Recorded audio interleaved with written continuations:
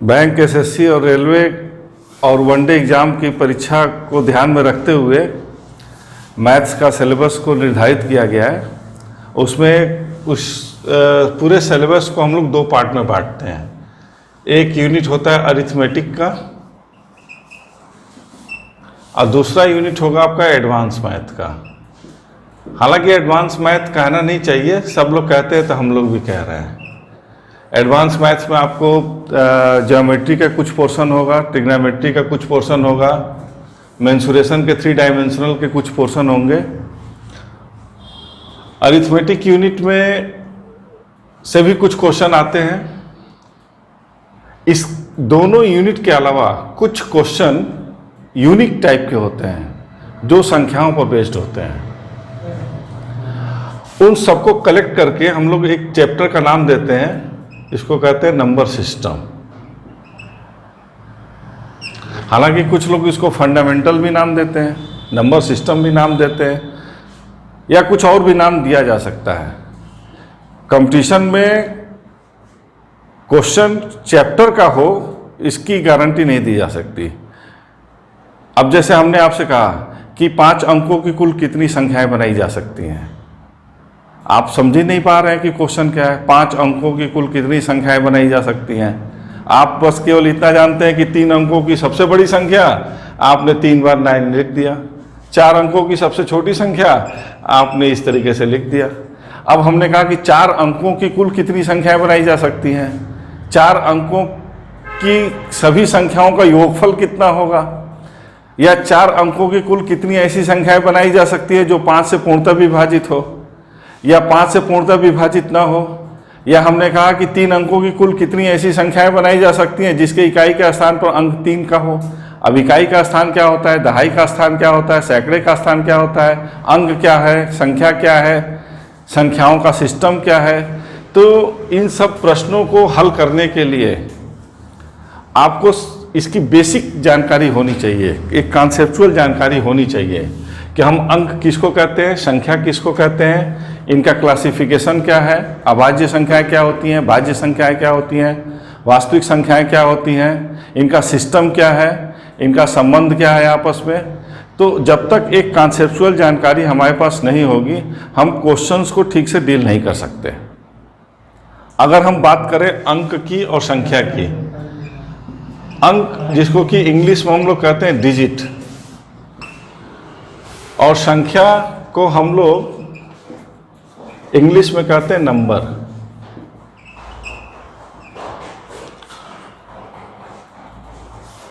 Zero, 1, 2, 3, 4, 5, 6, 7, 8, 9 ये 10 अंक माने गए हैं। जैसे इंग्लिश का अल्फाबेट होता है ABCD and so on XYZ, 26 अक्षर होते हैं जिसको हम लोग लेटर कहते हैं, और इन अक्षरों को लेकर के शब्द बनते हैं। जैसे हमने कहा कैट, कैट क्या है, एक शब्द है, किस किस अक्षर से बना है, CAT से। उसी तरीके से मैथमेटिक्स में ये 10 अंक माने गए हैं, ये इनको हम लोग डिजिट कहते हैं, और इन अंकों को लेकर के संख्याएं बनती हैं। जैसे हमने कहा कि 345 ये एक संख्या है। कितने अंकों की संख्या है, 3 अंकों की संख्या है। अंक कौन कौन से माने गए, ये 10 अंक माने गए। तो इन अंकों को लेकर के हम लोग संख्याएं बनाते हैं, और अंकों को लेकर के संख्याएं बनाने के सिस्टम है, तरीका है। जैसे हम लोग जो यूज करते हैं, जैसे हमने इसको कहा 345, इसको हम लोग कहते हैं डेसिमल नंबर सिस्टम, दशमिक संख्या पद्धति, डेसिमल नंबर सिस्टम, दशमिक संख्या पद्धति। इसमें 10 अंक लिए गए हैं। एक सिस्टम होता है binary number system, binary number system, इसमें केवल 2 अंक लिए जाते हैं, 1 और 0। अगर हमको 345 लिखना है तो हम ऐसे करके 345 लिख देंगे, लेकिन किस किस अंक का प्रयोग किया गया, केवल 0 और 1 का। इसी तरीके से ऑक्टागोनल नंबर सिस्टम होता है, उसमें हम केवल 8 अंकों का प्रयोग करते हैं। हेक्सागोनल नंबर सिस्टम होता है, उसमें हम 16 अंकों का प्रयोग करते हैं। आप कहेंगे कि अंक तो आपने 10 माने हैं, 16 अंक कहाँ से आ गए? तो हेक्सा जो सिस्टम है, नंबर सिस्टम है, ये 10 अंक हैं। इसके बाद ये ABCDEF 10 और 6 कितने हो गए? 16। इनको लेकर के संख्याएं बनाई जाती हैं। अब आपको 1025 लिखना है तो 1025 हेक्सा नंबर सिस्टम का है, हेक्सा नंबर सिस्टम के थ्रू हम लिख देंगे इन 16 अंकों का प्रयोग करके। डेसिमल नंबर सिस्टम से लिखना है तो हम इस 10 अंकों को प्रयोग करके लिख देंगे। हमको ऑक्टागोनल का है तो हम 8 अंकों का लेकर के प्रयोग करेंगे, 0 1 2 3 4 5 6 7। हमको बाइनरी नंबर सिस्टम लिखना है, हम केवल 0 और 1 को लेकर के सिस्टम लिख देंगे। तो हर सिस्टम का एक अपना अपना नियम है। आज जो विश्व में सबसे प्रचलित नंबर सिस्टम है वो है डेसिमल नंबर सिस्टम, यानी कि हम 10 अंकों को लेकर के संख्याएं लिखते हैं। चाहे जितनी बड़ी संख्या लिखना हो, चाहे जितनी छोटी संख्या लिखना हो, 2 अंकों की लिखना हो, 10 अंकों की लिखना हो, 100 अंकों की लिखना हो। हमको 1,76,000 करोड़ रुपया लिखना है, हम दार्शनिक संख्या पद्धति से लिख सकते हैं, हम बाइनरी नंबर सिस्टम से भी लिख सकते हैं, हम हेक्सा से भी लिख सकते हैं, ऑक्टा से भी लिख सकते हैं। लेकिन बाइनरी से, हेक्सा से, ऑक्टा से कुछ ऐसी संख्याएं हैं जिसको लिखने में दिक्कत आई, इसलिए ये सिस्टम बहुत प्रचलित नहीं हुआ।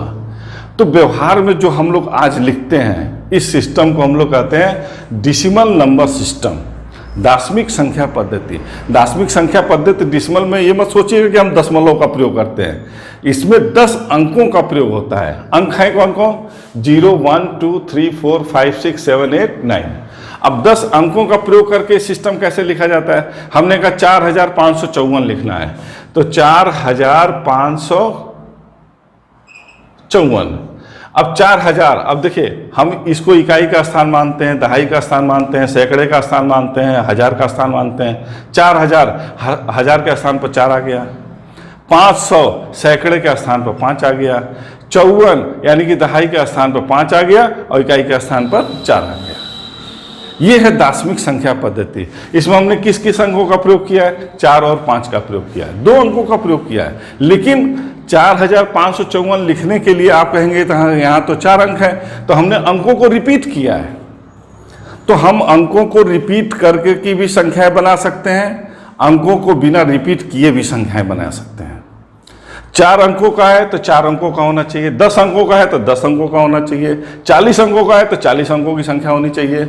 अब वहाँ पर रिपीटेशन है या नहीं है वो क्वेश्चन के हिसाब से जो भी कुछ कहा जाएगा उसके अकॉर्डिंग हम लोग तय करते हैं। कुल मिलाकर के हमारे कहने का मतलब यह है, हमारे सिलेबस में दार्शनिक संख्या पद्धति है, 10 अंक माने गए हैं, 0 1 2 3 4 5 6 7 8 9। इन अंकों को लेकर के हम संख्याएं बनाते हैं और उन संख्याओं को हम लोग अपने व्यवहार में देखे भी हैं, लिखते भी हैं, तरीका भी पता है कि किस तरीके से लिखना चाहिए।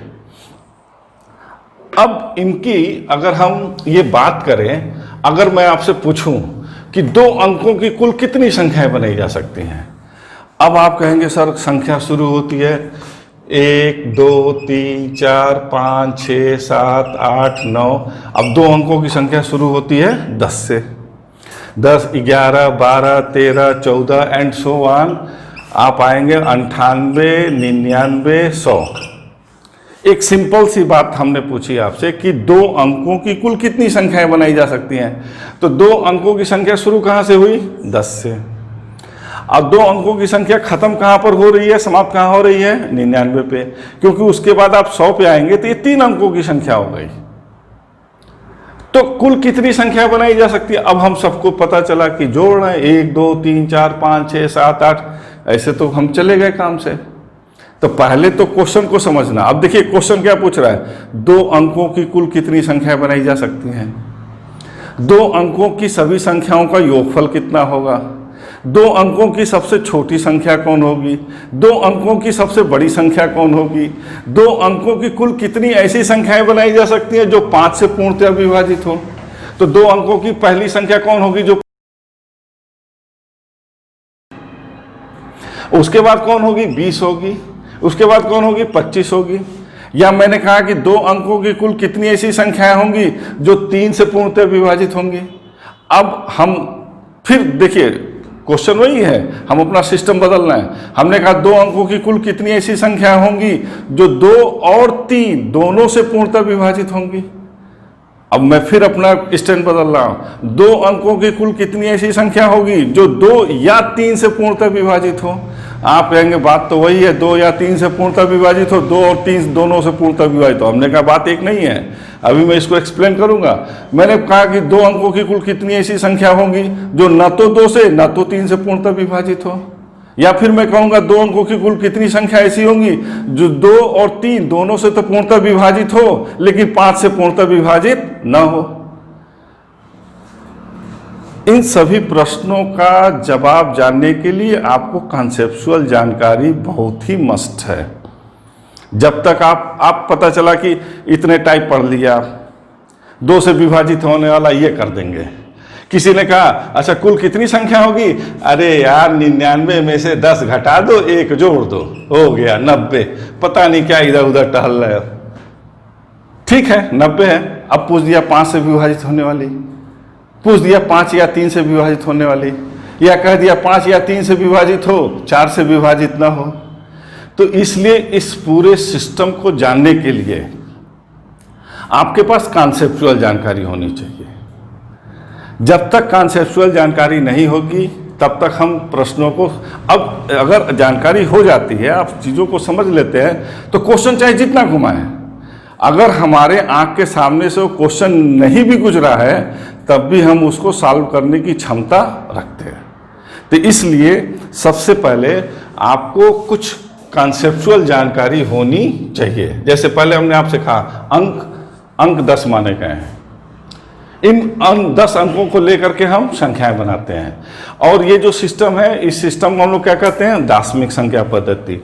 अब इन प्रश्नों को सॉल्व करने के लिए एक नियम है, इस नियम को हम कहते हैं rule of multiplication.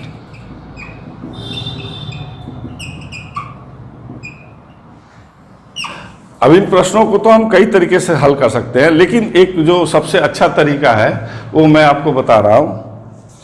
Rule of multiplication को जानने के लिए आपको मैं एक कहानी सुना रहा हूं। मैंने कहा कि आप इलाहाबाद से कानपुर 2 प्रकार से जा सकते हैं। 2 प्रकार से जाने का मतलब आप बाई रोड चले गए, बाई एयर चले गए, 2 प्रकार हो गया। कानपुर से दिल्ली आप 3 प्रकार से जा सकते हैं। अब मैं आपसे पूछूं कि भाई बताओ इलाहाबाद से दिल्ली आप कितने प्रकार से जा सकते हैं? क्या जवाब देंगे आप? 5 प्रकार से? नहीं, 5 प्रकार सही नहीं है। क्या आप जवाब देंगे 2 प्रकार से? नहीं, जवाब सही नहीं है। क्या आप जवाब देंगे 6 प्रकार से? हम कहेंगे कि हाँ जवाब सही है। आप कहेंगे 6 प्रकार कैसे हो गया? तो देखो हमने यही कहा ना, आप इलाहाबाद से कानपुर 2 प्रकार से जा सकते हैं, कानपुर से दिल्ली 3 प्रकार से जा सकते हैं। तो इलाहाबाद से दिल्ली कितने प्रकार से जा सकते हैं? मान लीजिए एक तरीका आपका 1 हो गया, ये 2 हो गया, ये 3 तरीका हो गया, ए, बी और सी। हमारा क्वेश्चन था कि आप इलाहाबाद से दिल्ली कितने प्रकार से जा सकते हैं? तो इलाहाबाद से दिल्ली जाने का पहला प्रकार एक ये हो गया 1A, एक रूट आपने ये पकड़ लिया। दूसरा रूट आपने पकड़ा 1B, एक रूट पकड़ा आपने 1C, एक रूट पकड़ा आपने 2A, एक रूट पकड़ा आपने 2B, एक रूट पकड़ा आपने 2C। तो कितने प्रकार हो गए? 6 प्रकार। तो एक छोटा सा हमने उदाहरण दिया, लेकिन जानकार आदमी क्या करेगा कि ये घटना 2 प्रकार से घटित हुई, ये घटना 3 प्रकार से घटित हुई, ये दोनों स्वतंत्र घटना है, तो कुल कितने प्रकार से घटेगी? 2 गुणे 3 यानी कि 6 प्रकार से। रूल ऑफ मल्टीप्लिकेशन यही कहता है कि अगर कोई एक घटना है ए प्रकार से घटित हो रही है, एक दूसरी घटना बी प्रकार से घटित हो रही है, एक तीसरी घटना सी प्रकार से घटित हो रही है, और अगर ये तीनों घटनाएं एक साथ घटित हो तो कुल कितने प्रकार से घटित होंगी? तो ए इंटू बी इंटू सी। इसी को हम लोग कहते हैं गुणन का नियम, यानी कि गुणा कर दिया गया, इसीलिए इसको नाम दे दिया गया गुणन का नियम, रूल ऑफ मल्टीप्लिकेशन। अब हम 50 प्रकार की कहानी बनाएंगे, लेकिन रूल ऑफ मल्टीप्लिकेशन देखिए उन कहानियों को कैसे सॉल्व करता है। मैंने कहा आपके पास 2 शर्ट है, मैंने कहा कि आपके पास 3 पैंट है, मैंने कहा कि आपके पास 2 टाई है। मैंने आपसे पूछा कुल कितने ड्रेस बनाए जा सकते हैं। तो आपके दिमाग में है 2 shirt, 3 pant, 2 tie. 1 pant, 1 shirt और 1 टाई को लेंगे तो 1 ड्रेस बनेगा। यानी कि घटनाएं स्वतंत्र हैं। रूल ऑफ मल्टीप्लिकेशन यूज कर सकते हैं तुरंत। 2 इंटू 3 इंटू 2। आपने कहा सर 12 ड्रेस बनेंगे। कोने में एक लड़का बैठा सोच रहा है 12 ड्रेस, 2 शर्ट है, 12 ड्रेस कहाँ से बन जाएगा? हाँ, तो 12 ड्रेस बनाया जा सकता है। बिल्कुल सही बात है। आप 12 ड्रेस कैसे बनाएंगे? आप देख लीजिए, आपने कहा कि आपके पास 2 शर्ट है। हमने कहा एक शर्ट है S1, एक शर्ट है S2। आपके पास 3 पैंट है, एक पैंट है P1, एक है P2 और एक है P3। आपके पास 2 टाई है, एक है T1 और एक है T2। अब हम ड्रेस बनाते हैं। हमने एक शर्ट ले लिया S1, पैंट ले लिया P1, टाई ले लिया T1। हमने शर्ट लिया S1, पैंट लिया P2, टाई लिया T1। हमने शर्ट लिया S1, पैंट लिया P3, टाई लिया T1। हमने शर्ट लिया S2, पैंट लिया P1, टाई लिया T1। हमने शर्ट लिया S2, पैंट लिया P2, टाई लिया T1। हमने शर्ट लिया S2, पैंट लिया P3, टाई लिया T1। फिर हमने shirt S1, pant P1, tie T2। S1 shirt, P2 pant, T2 tie. S1 shirt, P3 pant, T2 tie. S2 pant, P1 pant, T2 tie. S2 pant, P2 pant, T2 tie.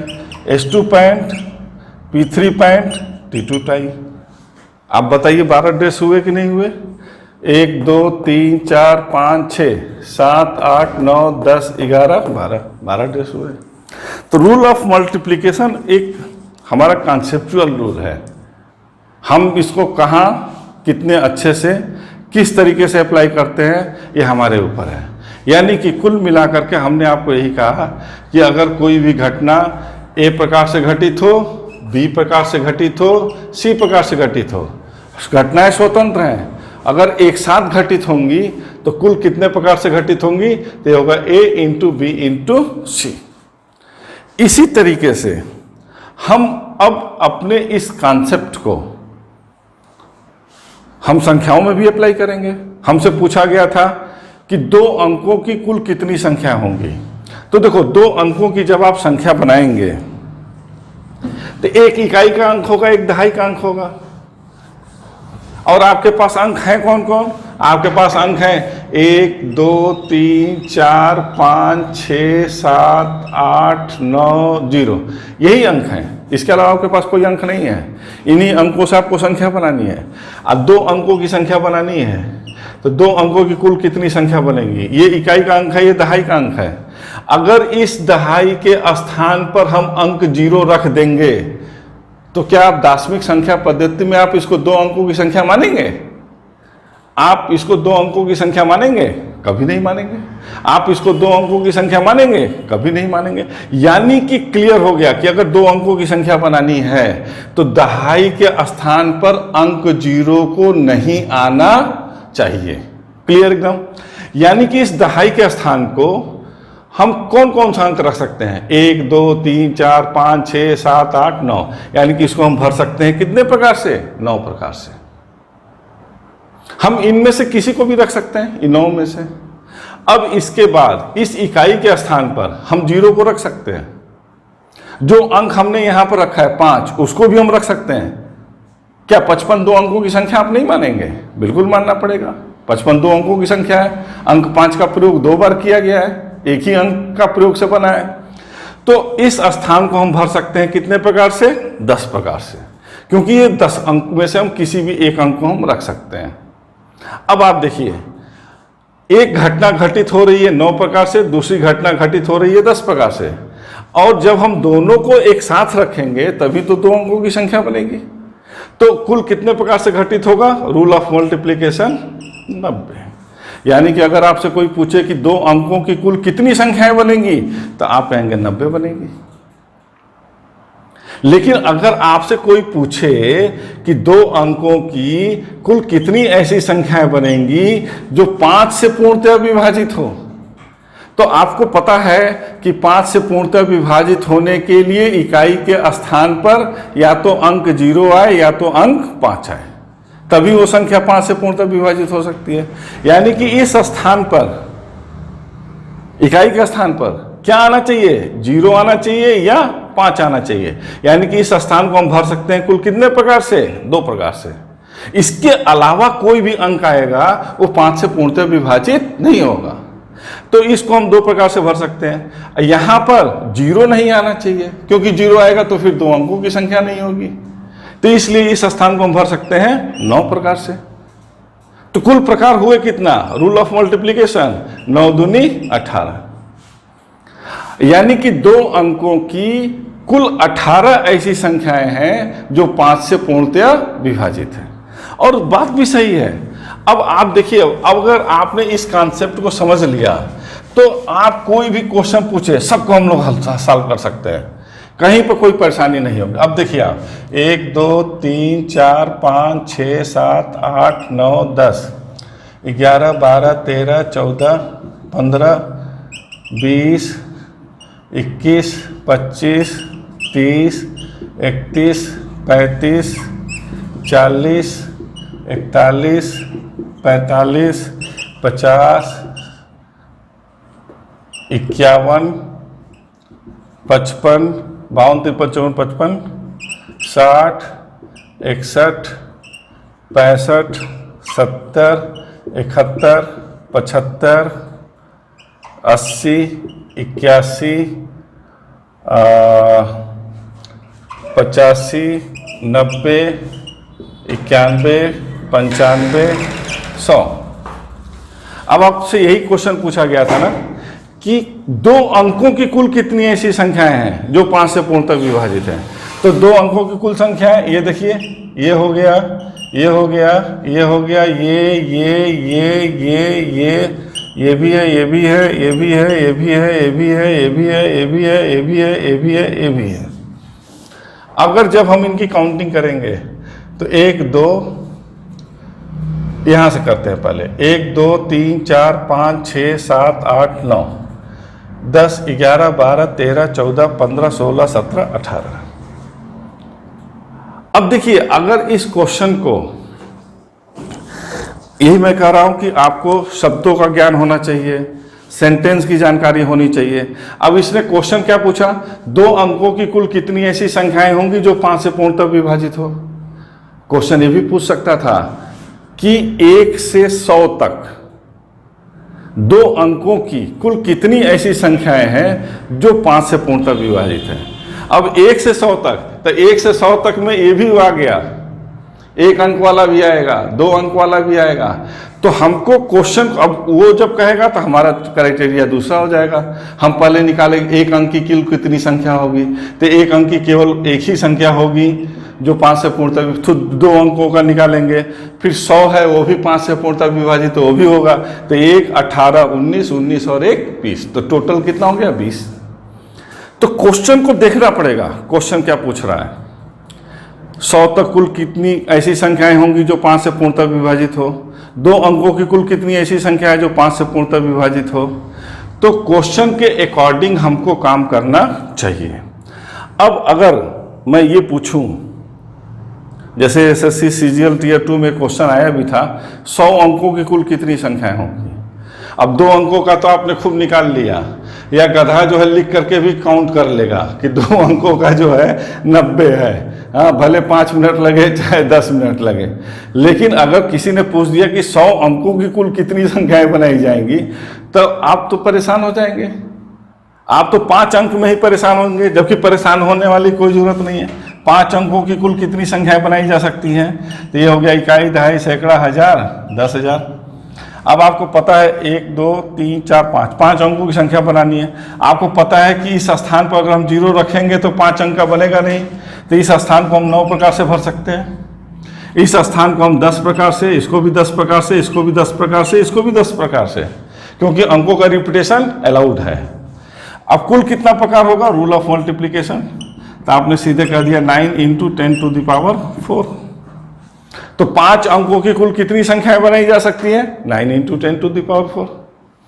तो जैसे CGL tier 2 में question पूछा था कि 100 अंकों की कुल कितनी संख्याएं बनाई जा सकती हैं, तो 100 अंकों की कुल कितनी संख्याएं बनाई जा सकती हैं? ये देखो भाई, हम 100 अंकों का बना रहे हैं। कई गधे कहते हैं कि अंक 10 हैं, 100 अंक की कहाँ से बना देंगे? अंक 100 है, अंक 10 हैं, आप 100 अंक की संख्या कहाँ से बना देंगे? अरे भाई, अंकों का रिपीटेशन जो होगा, अंकों को रिपीट करके हम नहीं बना सकते हैं, तो बना सकते हैं। अब देखिए, अब ये 100 खाने हैं, इसको हम भर सकते हैं 9 प्रकार से। बाकी खाने बचे कितने? 99, क्योंकि 100 अंकों का बनाना है। इन सबको हम कितने प्रकार से भर सकते हैं? 10-10 प्रकार से। तो संख्याओं की कुल संख्या कितनी हो जाएगी? 9 इंटू 10 टू द पावर 99। तो अगर क्वेश्चन देखिए कितना इजी में हम लोग निकाल लिए। क्यों?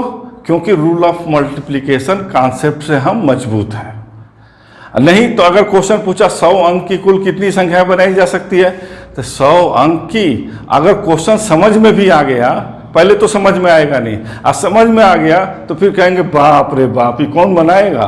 तुम ही बनाओ, हम नहीं बनाएंगे। जबकि हम लोग इजी में इसको कर सकते हैं।